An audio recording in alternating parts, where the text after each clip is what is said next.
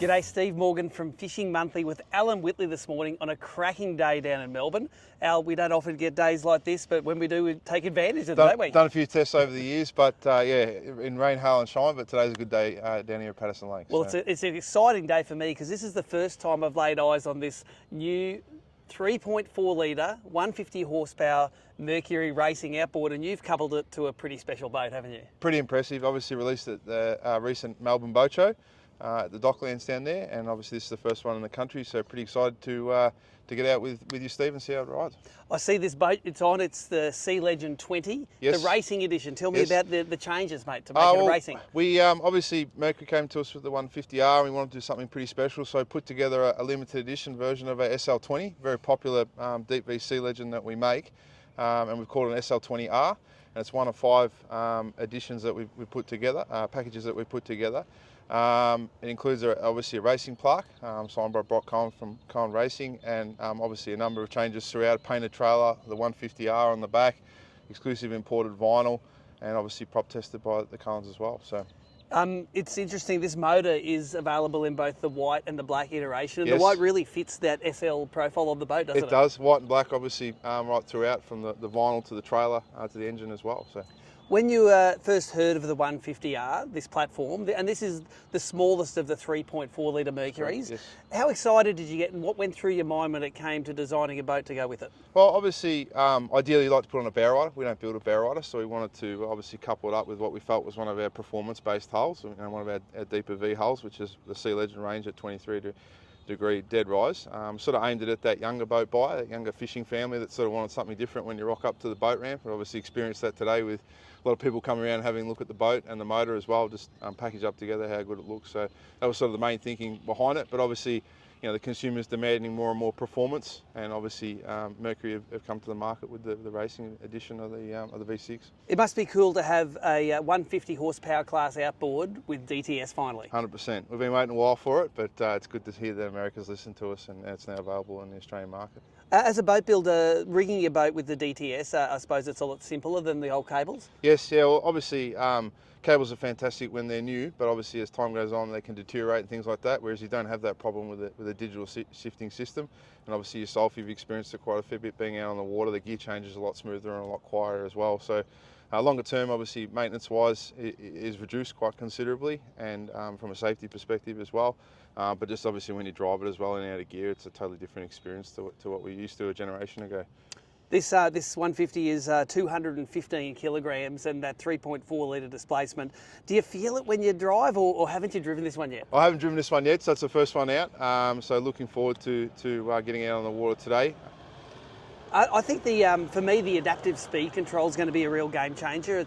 It'll keep your speed, and it'll adjust the revs to keep you at that speed. I'm really interested because I've tested this hull with a variety of motors over the years. Yes. I want to see how that adaptive speed control works with this big displacement outboard on the boat. So look, the boat itself, run through some of the basics of the SL20 and why you want it as a fishing boat. Okay, well, it's one of the unique boats in terms of it's got that double bed up the front, nice vinyl headlining.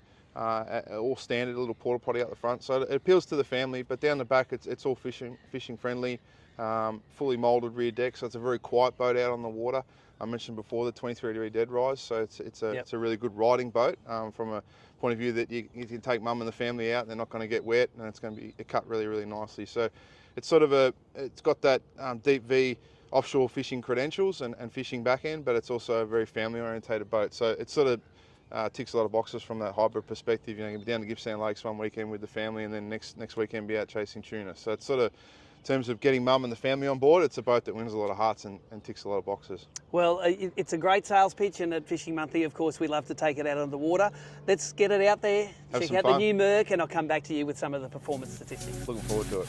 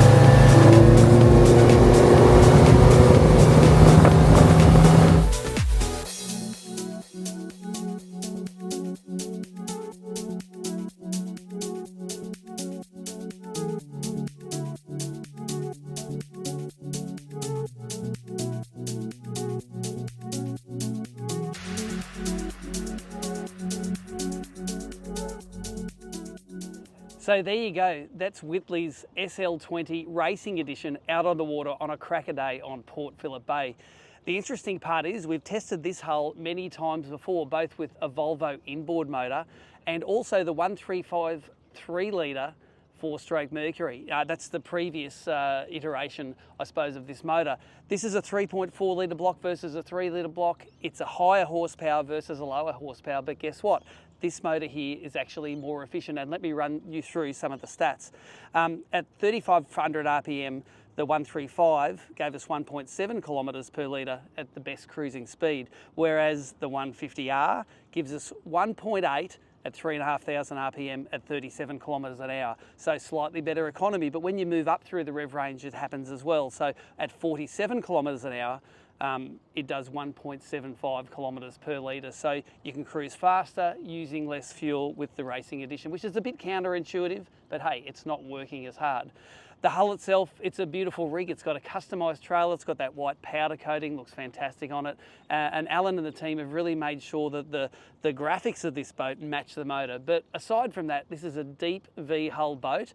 You know, on the water, you can feel it rocking side to side, but great in a big sea that we didn't have on there today, and plenty of fishing space down the back. This comes with the custom rubber decking in the back.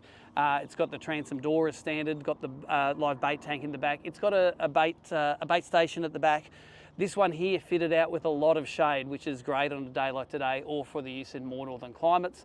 And like all Whittleys, you can fit all of your electronics, including the vessel view gauges, in the dash, and there's no ugly rigging of your expensive electronics in your fancy new boat. If you want to lie down for a rest in the shade or take the family out, plenty of bunk space up the front and some of the amenities that the family's going to like.